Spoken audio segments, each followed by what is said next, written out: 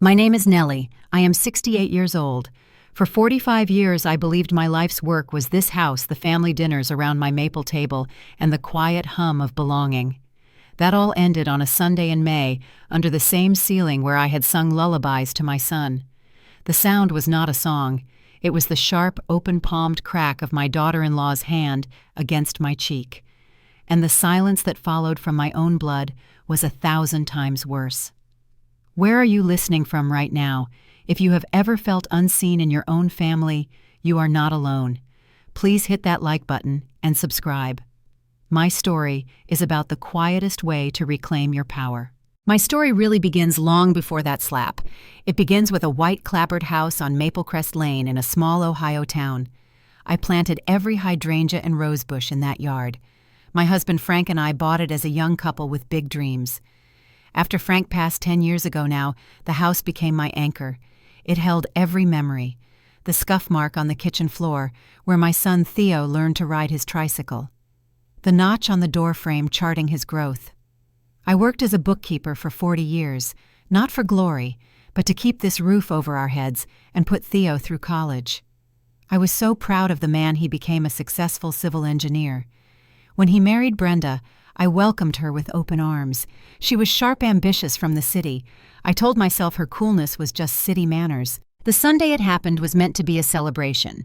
Theo and Brenda were celebrating their 12th wedding anniversary. Brenda insisted on having it at my place.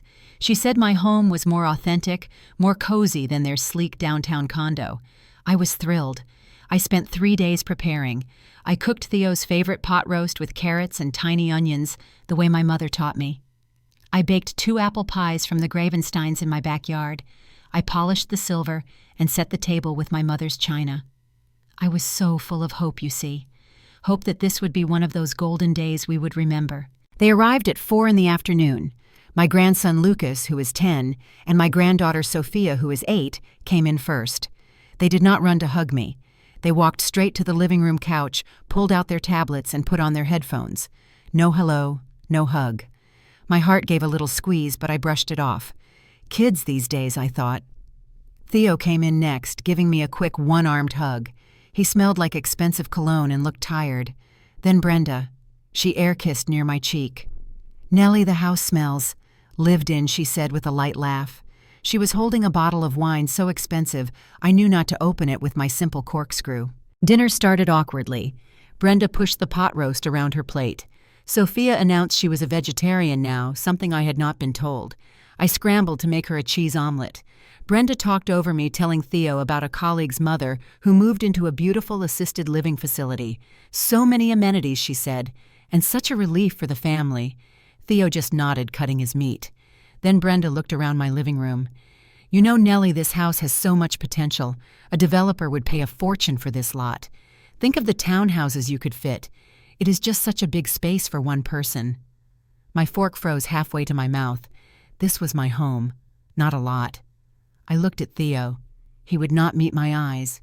He said, "Honey, not now," in a voice so quiet it was almost a whisper. Later, as I was clearing the dessert plates, Brenda spilled a little red wine on the linen tablecloth. I hurried to the kitchen to get a damp cloth, my special one for linen. When I returned, she had already grabbed the cloth from my hand. Not that one, I started to say, but it was too late. She used my grandmother's hand-embroidered linen towel, the one with delicate lilacs, to dab roughly at the dark stain on her own designer dress. She dropped it now, stained with wine, back on the table, as if it were a rag. That small act felt like a punch. It was a disregard for something precious to me. It was a preview. After dinner, I made a pot of coffee, my hands still trembling slightly from the tablecloth incident. I needed to reconnect, to find the family feeling I had been craving all day. I had an idea. I excused myself and went to the hallway closet, pulling out an old cedar hope chest. Inside were my treasures. I carried a large leather-bound album back to the living room. I sat on the sofa beside Theo.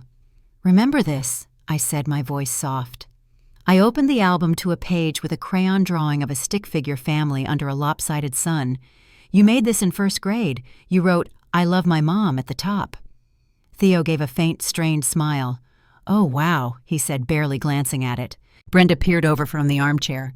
"Goodness, Nellie, you have kept everything," she said, her tone dripping with a kind of amused pity. You really should consider decluttering. All this nostalgia is not healthy. It weighs you down. It is not clutter, I said, a defensive edge creeping into my voice. It is our history. It is who we are. Brenda took a long sip of her wine. Who we were, she corrected, her words precise and cold. Who we are now is different. Your history is sweet, but Theo and I are making our own history, with our children. This, she gestured vaguely at the album, and by extension the entire room is just background noise. Background noise. The words cut deep. This was my life's soundtrack. I felt heat rise in my cheeks. I turned to my son, my eyes pleading for him to say something to defend these memories, to defend me. Theo, you loved this picture. You were so proud. Theo shifted uncomfortably, his gaze fixed on a spot on the Persian rug. It was a long time ago, Mom, he mumbled. In that moment, I felt a profound loneliness, a sinking feeling that the ground beneath me was not solid. I reached out to turn the page, my movement clumsy with emotion. My elbow jostled the small side table where Brenda had placed her wine glass. It happened in slow motion. The glass half full of deep red Cabernet teetered. I lunged to catch it, but my fingers only grazed the stem. It toppled, and a wave of dark wine cascaded directly into Brenda's lap, soaking the pale cream silk of her dress. A scream sharp and furious ripped through the room, not a scream of surprise, but of pure, unadulterated rage. "You stupid, clumsy old woman!" Brenda shrieked, leaping to her feet as the wine spread like a bloodstain. I was frozen, my hands flying to my mouth. "Oh, Brenda, I am so sorry, it was an accident," I stammered, already moving to get towels. But she was not listening. Her face, usually composed in a mask of cool superiority, was twisted with fury. She took 2 quick steps toward me. I thought she was coming to help, to somehow manage the spill together. I was wrong. Her right hand drew back, and then it swung forward with terrible, deliberate force. The slap connected with my left cheek with a sound that was both crisp and dense, like a book slamming shut. My head snapped to the side. A white-hot sting exploded across my face, followed immediately by a deep, throbbing heat. The world tipped sideways for a second. I stumbled back a step, catching myself on the arm of the sofa. Time stopped. My hand rose slowly on its own volition to cover the burning skin. I could feel the distinct, heated imprint of her fingers. I turned my head, my eyes wide and watering, to scan the room. I looked first at Theo, my son. His face was a mask of pure shock, his mouth slightly agape. But he did not move. He did not yell. He did not rush to my side. His eyes darted from me to Brenda to the floor. He looked scared. Scared of his wife. Scared of the scene. He sank deeper into his chair, becoming smaller. My gaze then swept to the children. Lucas and Sophia were on the floor, their tablets still glowing. They had looked up at the sound. Sophia's eyes were round. Lucas looked bored. Neither cried out. Neither ran to their grandmother. They just watched. Then, as if on cue, they both looked back down at their screens. The digital glow reflected on their impassive faces. Brenda stood there, chest heaving, her stained dress forgotten. She glared at me, not with remorse, but with a challenge, as if daring me to speak, to fight back. The silence was the loudest sound I have ever heard.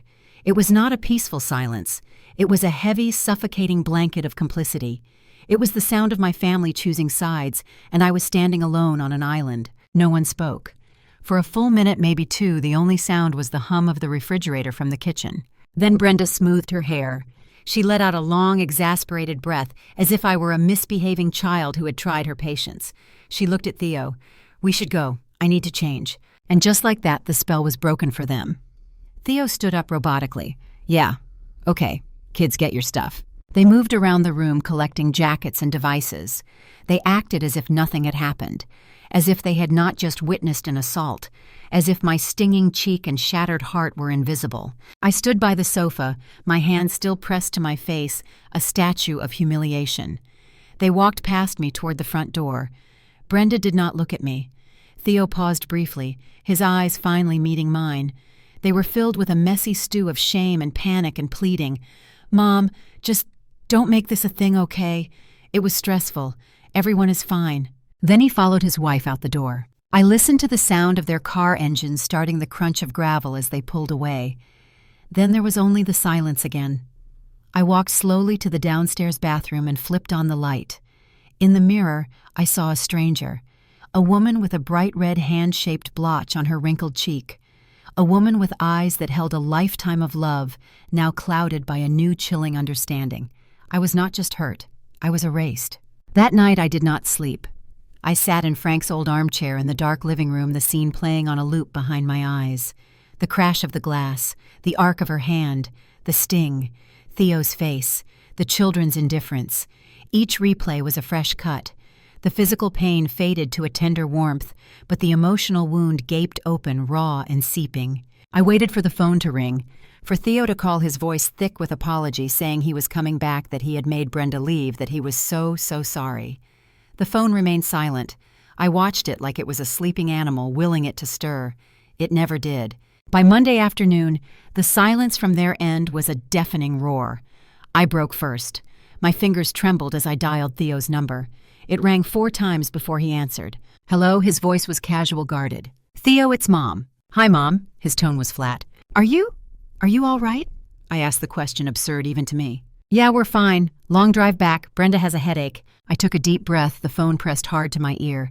Theo, about yesterday. He cut me off, his voice dropping to a rushed whisper. Look, Mom, let's just let it go, okay? It was a really tense day. Brenda has been under a lot of pressure at work. The kids were overtired. You know how it is. We just all need to move on. Move on. As if she had spilled milk, not struck his mother. As if my dignity was a minor inconvenience to be swept under the rug. Has she said anything? I whispered. He sighed, a sound of profound irritation. What do you want her to say, Mom? It happened. It's over. Let's not drag it out. I have to go a conference call. The line went dead. I held the phone for a long time, listening to the dial tone until it became an angry buzz. That was when I knew. This was not an isolated incident of temper. This was a new reality. My son had chosen. His choice was silence, and in that silence he was speaking volumes. I needed to talk to someone, to hear a voice that was not echoing in this empty house. I called my cousin Margot, who lives in Tucson. We are not especially close, but she is family, and she has a no-nonsense way about her that I needed. Nellie. To what do I owe the pleasure? She answered. The sound of a friendly, familiar voice broke something in me. The story tumbled out in a choked, messy rush. The dinner, the slap, the silence, Theo's phone call. Margot listened without interrupting. When I finished, there was a long pause on the line. Oh, honey, she finally said, her voice soft but grim. What I asked, dreading her answer. Margot let out a long breath. I hate to be the one to say this, but you need to open your eyes. This is not about a slap. This is a power play. That woman sees you as an obstacle. She wants that house, Nellie. She wants the equity, the land. She wants you out. And Theo, she has him wrapped around her finger.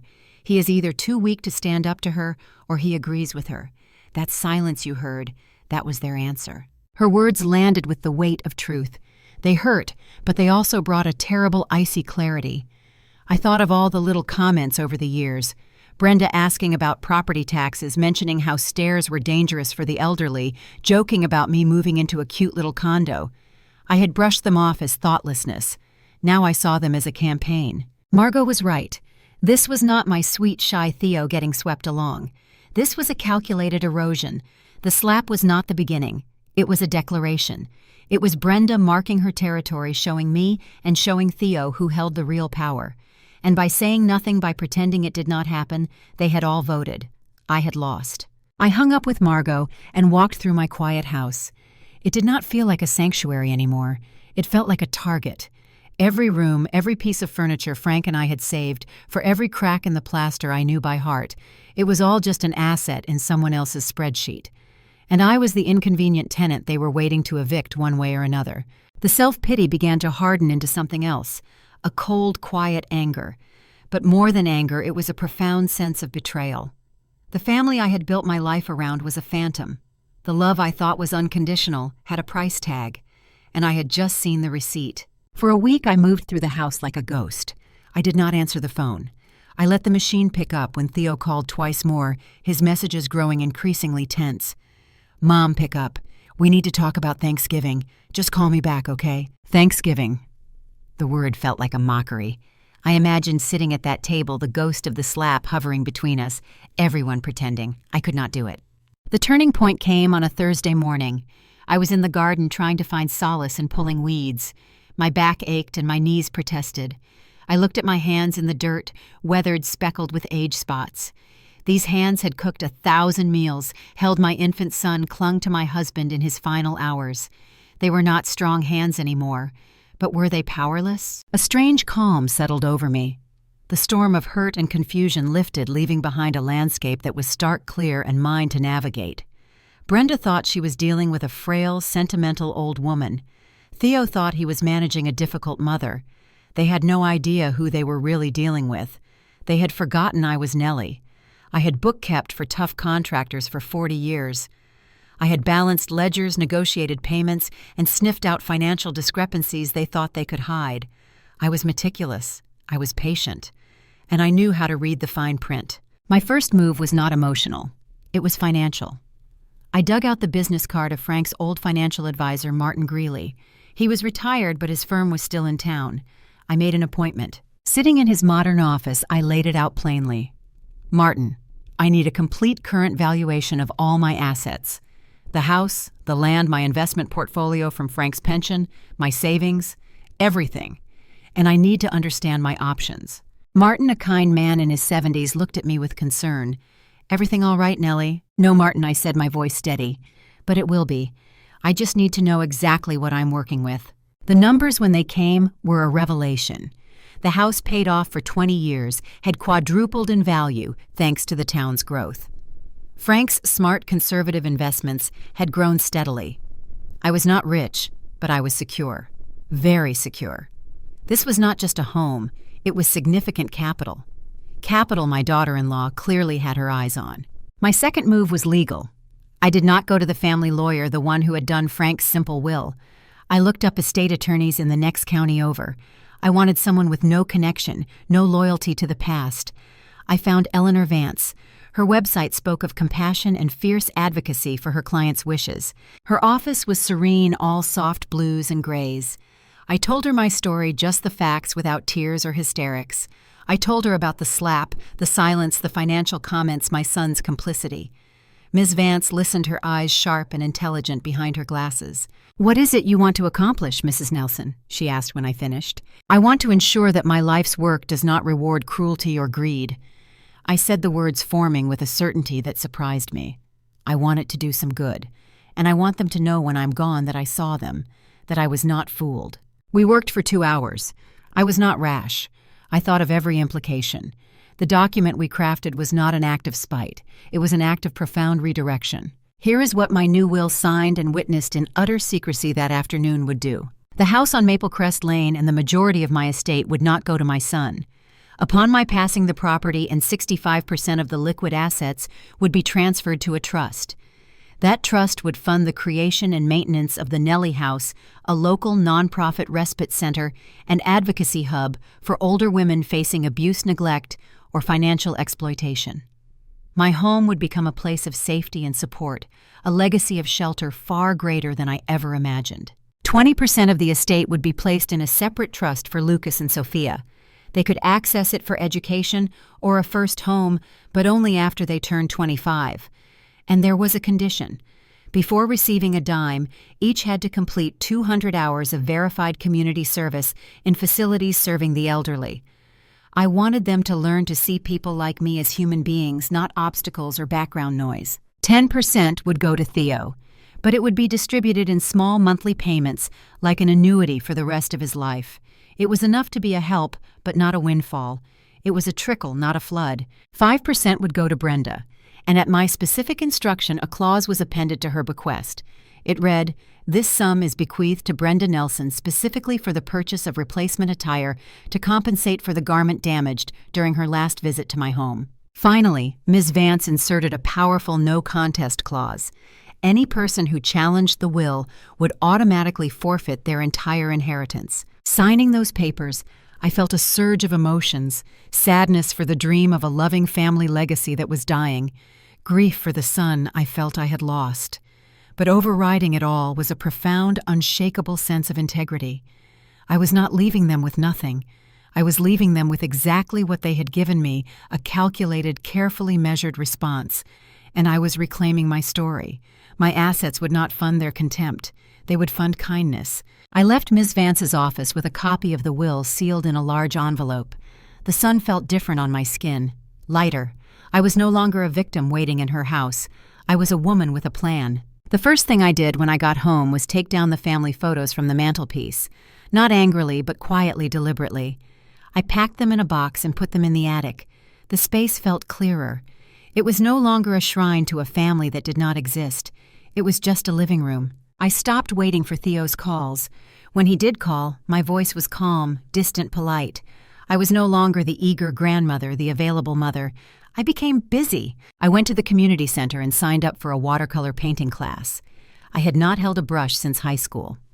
On the first day, I met a woman named Helen, a widow like me, who had a laugh that sounded like wind chimes. We sat next to each other making a mess of our sunsets and went for tea afterwards. We talked about books, about the annoying way the grocery store kept moving the cereal aisle about nothing of consequence. It was glorious. I joined a walking group for seniors. Every Tuesday and Thursday morning, we tackled different trails in the state park. I was slow, but I kept up. The air smelled of pine and damp earth, not of nostalgia and disappointment. Theo noticed the change. His calls became more frequent, tinged with a new anxiety. "Mom, you are never home when I call. Are you okay? What are you doing?" "I am fine, Theo," I would say. "I am just living my life. I have a class. I am going for a walk." He started inviting me over for dinner to their house. Brenda even got on the phone once, her voice saccharine sweet. "We would love to have you, Nellie. The kids miss you." The kids miss you. It was a weapon and she knew it. It did not work this time. "I have plans that night," I said evenly. "But thank you for the invitation." One Saturday, Theo showed up unannounced.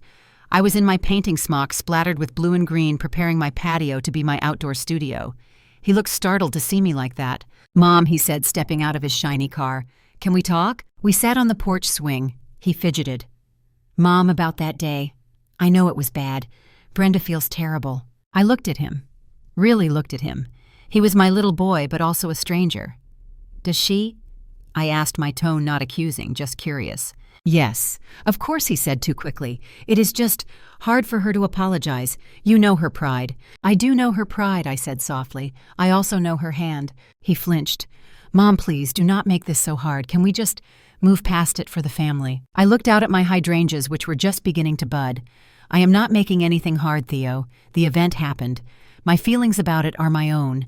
I have moved past waiting for an apology that is never going to come. I have simply moved on to other things." My calmness unnerved him more than any shouting could have. He saw that I was no longer trapped in the drama he and Brenda had created. I had stepped outside of it, and from this new vantage point, I could see everything clearly, and he knew it. "You are different," he finally said, his voice small. "Yes, I am," I replied. "It is called peace." He left soon after his shoulders slumped.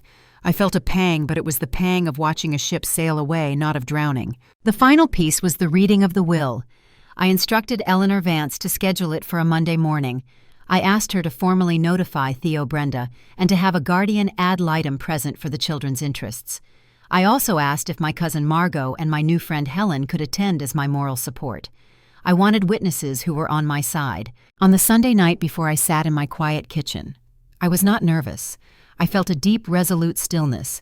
This was not revenge. This was the final accounting. The ledger was about to be balanced not with emotion, but with the cold, hard numbers of consequence. I had lived a life of quiet love.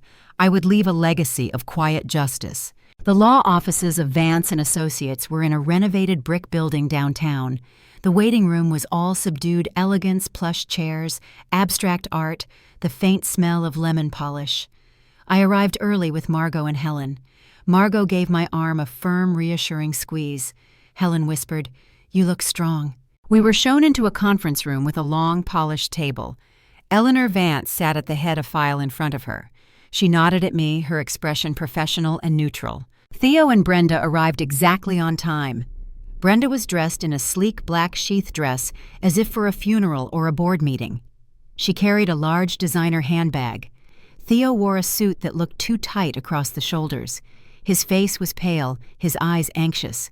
Lucas and Sophia were there dressed in stiff formal clothes, looking confused and bored.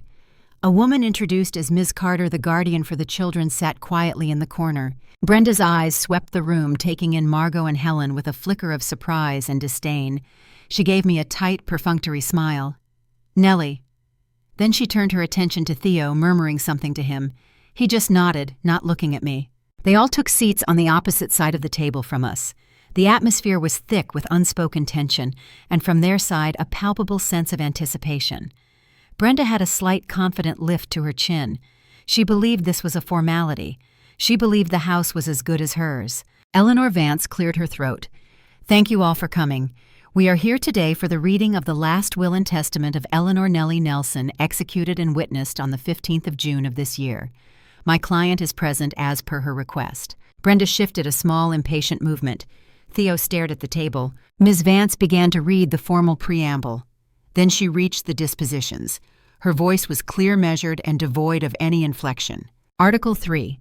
I give, devise, and bequeath my real property located at 1721 Maple Crest Lane and 65% of my residual estate to the Nellie House Trust to be established upon my death for the express purpose of founding and operating a nonprofit community center for the aid and advocacy of senior women in crisis within the county. A beat of total silence. Then Brenda's chair scraped loudly against the floor. What she said, the word, a sharp explosion in the quiet room. Ms. Vance did not look up. She continued reading, detailing the trust structure. "This is a mistake," Brenda said, her voice rising. "This is not—" She looked wildly at Theo. "Say something." Theo's mouth was open. He was staring at me, his eyes wide with disbelief and dawning horror. "Mom," he breathed. I met his gaze and gave a small, slow nod. My expression was calm, unreadable. Ms. Vance continued. Article 4. 20% of my residual estate shall be placed in trust for my grandchildren Lucas and Sophia Nelson. Distribution shall commence upon each beneficiary attaining the age of 25, contingent upon the completion of 200 hours of community service to be verified in facilities dedicated to the care and companionship of the elderly. Brenda made a choked sound. "You cannot be serious. This is punitive." Theo had put his head in his hands. Article 5. 10% of my residual estate shall be distributed to my son Theodore Nelson in the form of a monthly annuity for the duration of his natural life. A monthly annuity, not a lump sum, control, a trickle. Article 6. 5% of my residual estate shall be distributed to my daughter-in-law, Brenda Nelson. A note followed. The testator specifically indicates this bequest is intended to provide for the purchase of replacement attire to compensate for the garment damaged during Mrs. Nelson's last visit to the testator's home. The color drained completely from Brenda's face, leaving 2 bright spots of rouge on her cheeks. She looked at me, and for the first time I saw not anger, but fear. She understood. I had remembered every detail. I had recorded it, and now I was playing it back in the coldest, most legal terms possible. Finally, Ms. Vance read the interim clause. Any beneficiary who contests this will shall forfeit all entitlement under this instrument. The room was utterly still. The air felt charged, brittle.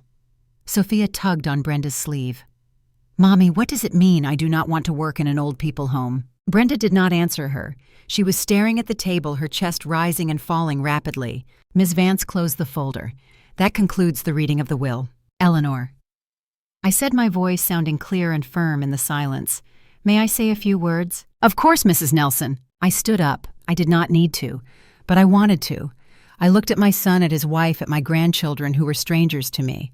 "That Sunday in May, you taught me a lesson." I began, my voice low but carrying to every corner. "You taught me that silence is a form of consent, that family is not a right but a privilege earned through respect. You taught me that my home, my history, my feelings were just background noise to your lives." I paused, letting the words hang. Theo would not look at me. Brenda's jaw was clenched so tight I could see the muscle twitching. "I am a slow learner, but I do learn. I listened to your silence. I have simply acted on what I heard. This," I gestured to the folder on the table, "is not an act of vengeance.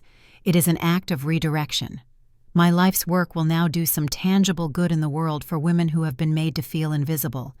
As for you all, you have each been left with exactly what you demonstrated to me that day: consideration, proportion, and consequence." I looked at Lucas and Sophia. "I hope one day you understand." Then I turned to Margot and Helen. "I am ready to go." We walked out of the conference room together. I did not look back. I heard no shouts, no cries, just a heavy, stunned silence behind us, the most satisfying sound of all. In the weeks that followed, my phone rang off the hook. Angry calls from a number I did not recognize, Brenda, I assumed. Pleading, tearful voicemails from Theo. "Mom, please, we can fix this.